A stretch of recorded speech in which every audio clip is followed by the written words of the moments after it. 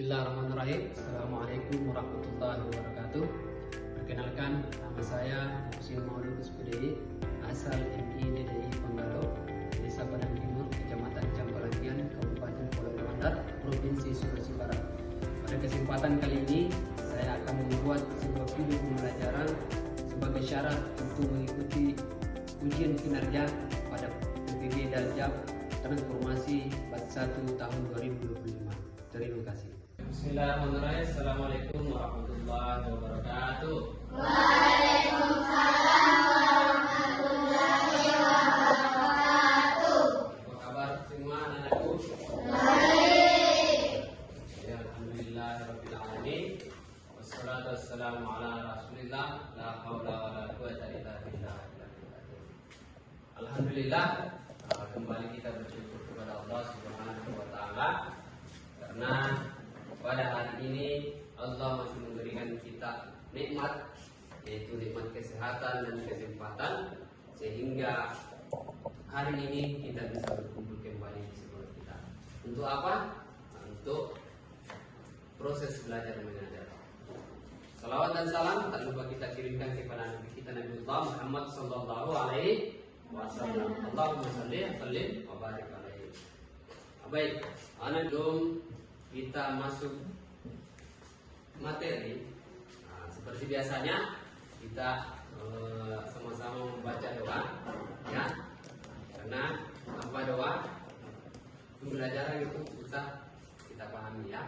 Jadi mari kita sama-sama membaca doa dulu sebelum belajar.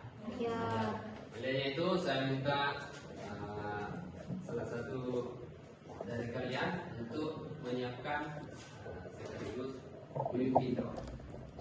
Kita sama-sama membaca. Oke, Fadil bisa disiapkan dulu.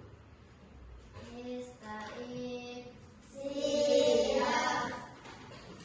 Ya man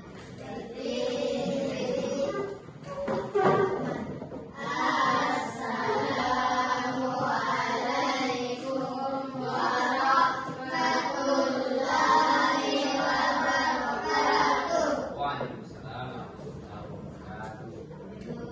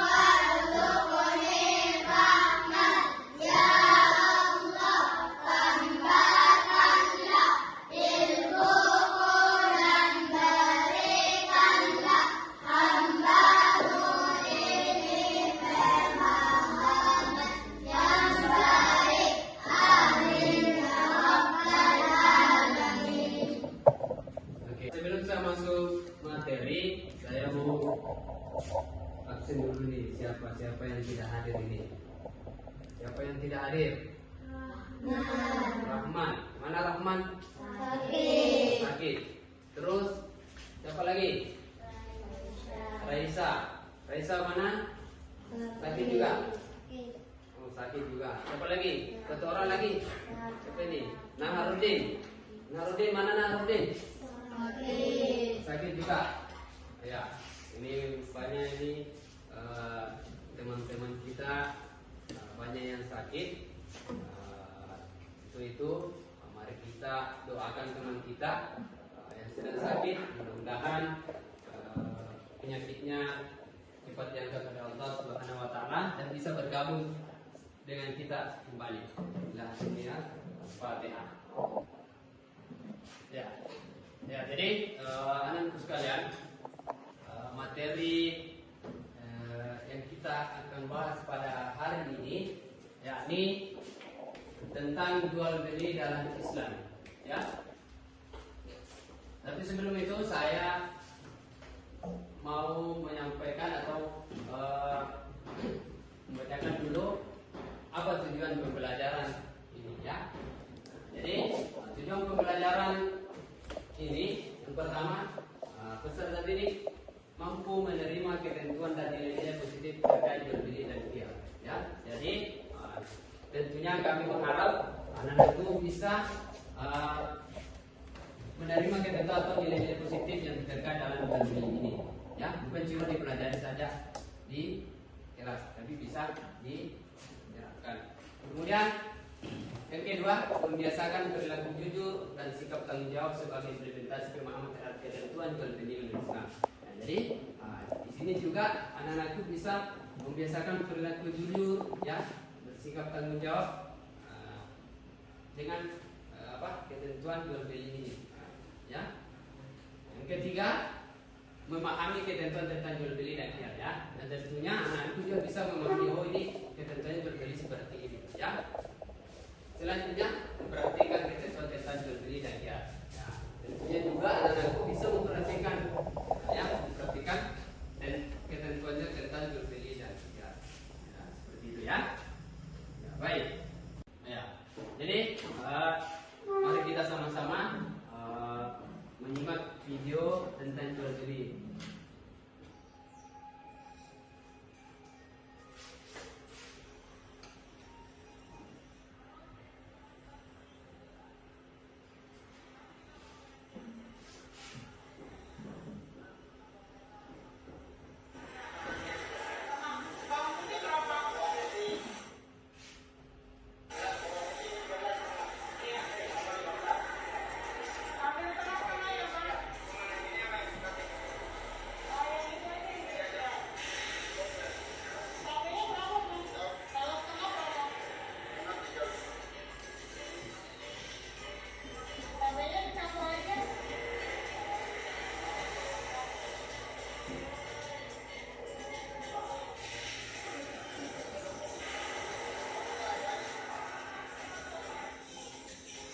Perhatikan, ya.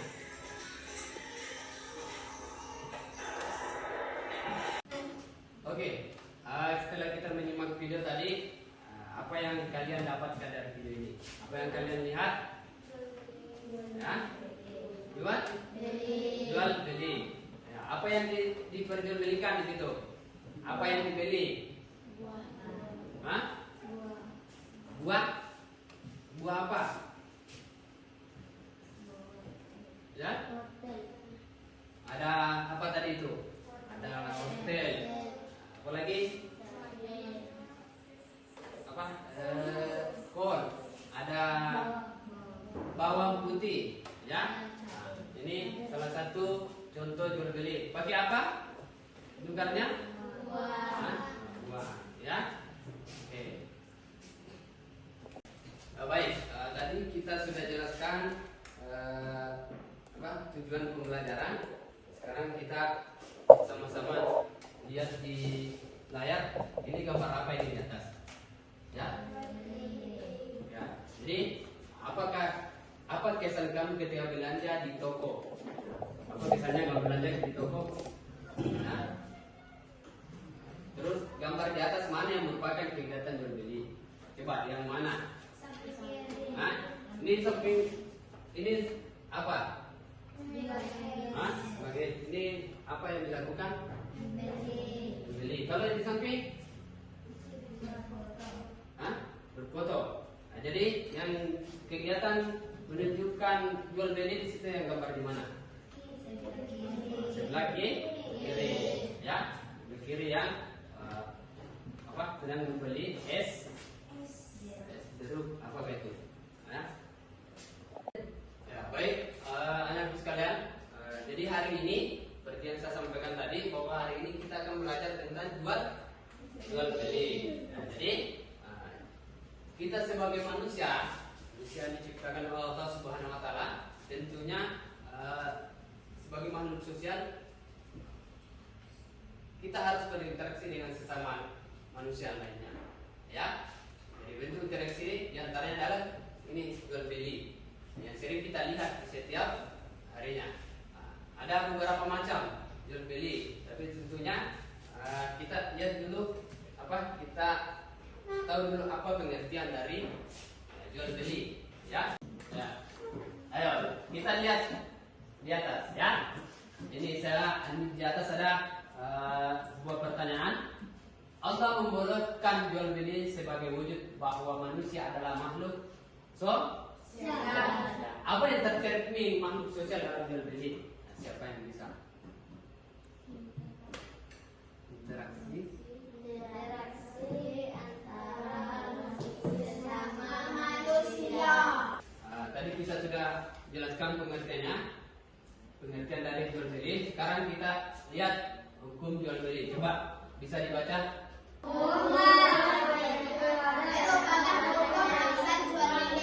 Wajib apabila menjual merupakan keharusan, misalnya menjual membayar utang. Jika cuma misalnya menjual barang kepada sahabat atau orang yang akan memerlukan barang yang dijual. Membuat haram misalnya menjual barang yang dilarang untuk diperjualbelikan. Menjual barang manusia jual beli untuk membeli seseorang jual beli untuk merusak harga asal dan jual beli dengan menjual barang yang merusak keadaan masyarakat. Jadi ada 4 hukum jual beli. Yang pertama apa tadi?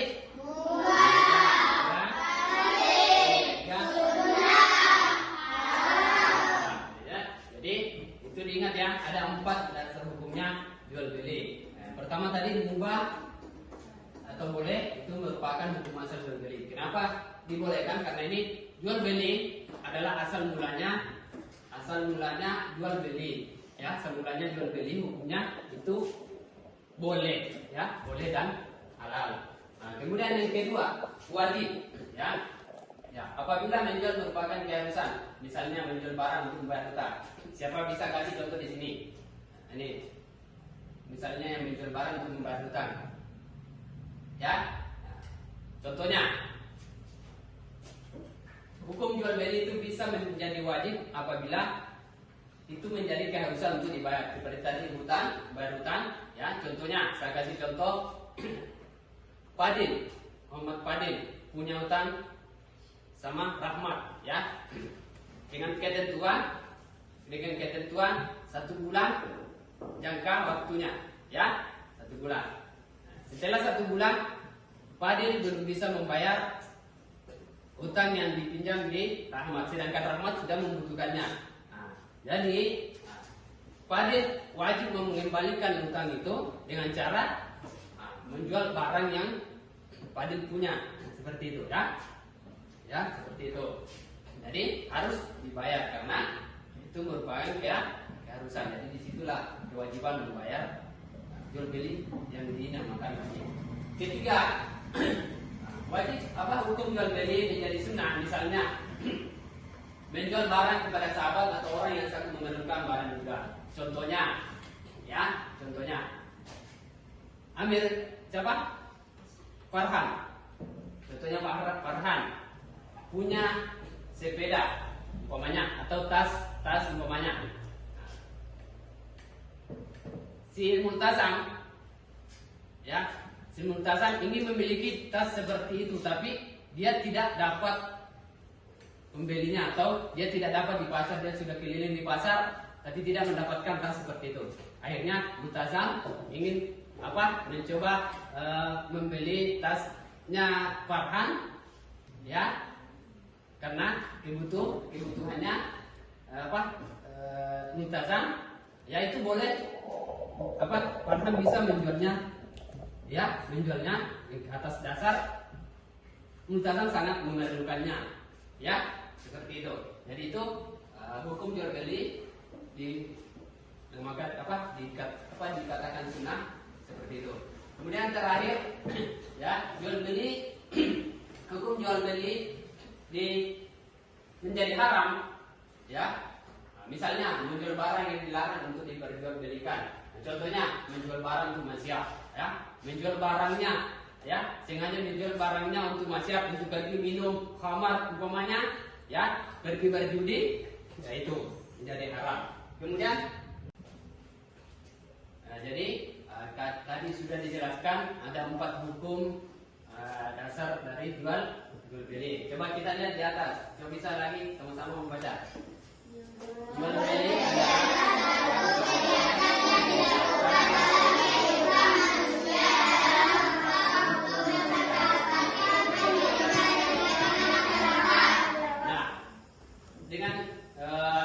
setelah tadi dijelaskan, anak-anakku bisa diterapkan di rumah, bisa diskusikan sama orang tuanya, sama kakaknya atau siapapun tentang jual beli ini, ya, yang mana haram, yang mana boleh, yang mana sunnah, ya. Jadi ini juga bisa diterapkan dalam kehidupan sehari-hari, ya. Misalnya di sekolah, ya, bisa diterapkan di sekolah dengan cara membeli jual beli beli makanan pokoknya di kantin, ya, dan sebagainya. Ya, jadi anak sekalian, dari keseluruhan materi tadi kita bisa menarik kesimpulan. Yang pertama, saya baca. Jual beli adalah kegiatan muamalah yang diatur dalam Islam. Harus memenuhi syarat dan rukun mabasa.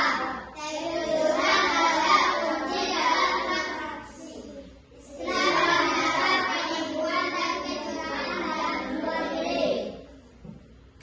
Oke, bagus, ya. Jadi kesimpulan yang kita ambil dari materi ini, ya, itu tadi yang sudah dibaca. Oke, baik anak-anakku sekalian, ini saatnya anak-anakku bisa memberikan experiment di kesimpulannya.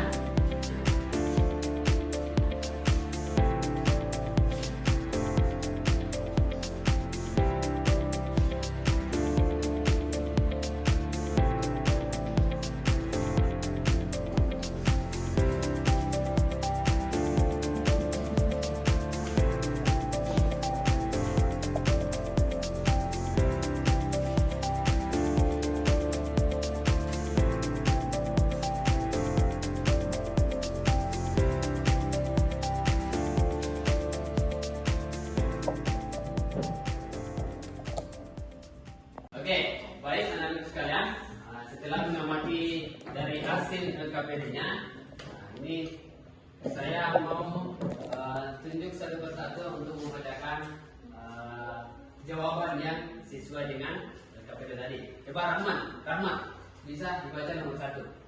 Makhluk sosial yang tercermin dalam jual beli adalah interaksi antara manusia yang saling membutuhkan akal memenuhi kebutuhan pokok maupun kebutuhan tambahan. Kebutuhan. Nomor 2, Nisa. Boleh beli-belinya tergantung dari penjualnya. Contohnya, saya pernah menemukan penjual dengan syarat bisa hafal melafalkan surah Al-Kahfi, bisa makan gratis di warung tersebut. Kemudian nomor 3, Multazam. Prinsip dalam jual beli adalah sama-sama untung dan tidak ada yang dirugikan. Bisa jual beli yang terjadi pada soal menyebabkan kerugian kejiwaan pada satu pihak, maka diperbolehkan. Oke. Nomor 4, Muhammad Fadil.